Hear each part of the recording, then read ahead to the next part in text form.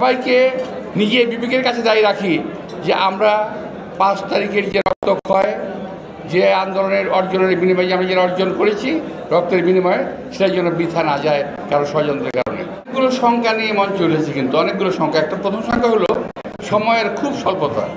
আরেকটা বিষয় হলো গত বছর, তার আগের বছর আমরা যখন এসেছি এই রমজানের সময় ইফতার পার্টিতে, যেই সংখ্যা নিয়ে আসতাম, এখন আজকে ওই সংখ্যাটা নাই। একবারে নীরবে নিশ্চিন্তে আরামের সঙ্গে, কোনো রকম লুকচুরি নাই, আরাম সঙ্গে এসেছি, আবার ইনশাল্লাহ আরামের সঙ্গে চলে যাব। আজকে যে অর্জনটা আমরা ভোগ করছি, তাই না?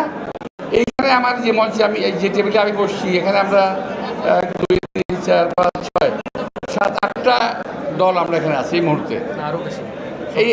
এই টেবিলে আমার টেবিলে, যে টেবিলে আমি বসছি, এছাড়াও বিভিন্ন রাজনৈতিক দলের নেতৃবৃন্দ আছেন না?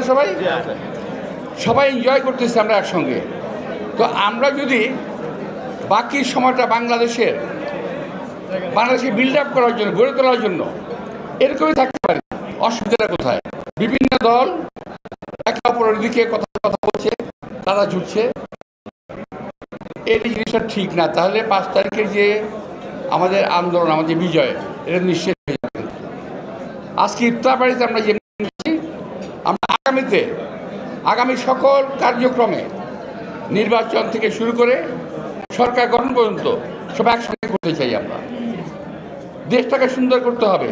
হিংসা বিদ্বেষ ঈর্ষা নিয়ে, ঈর্ষাপরায়ণ হয়ে কিংবা পরস্পর হয়ে কখনো দেশকে ভালো করা যাবে না।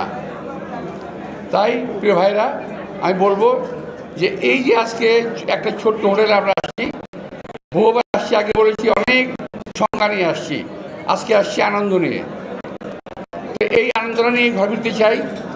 আমরা সবাই যেন সবাইকে নিজের বিবেকের কাছে দায়ী রাখি যে আমরা 5 তারিখের যে রক্তক্ষয়, যে আন্দোলনের অর্জনের বিনিময়ে আমরা যেটা অর্জন করেছি রক্তের বিনিময়ে, সেটার জন্য বৃথা না যায় কারো ষড়যন্ত্রের কারণে। সবাইকে ধন্যবাদ। আসসালামু আলাইকুম।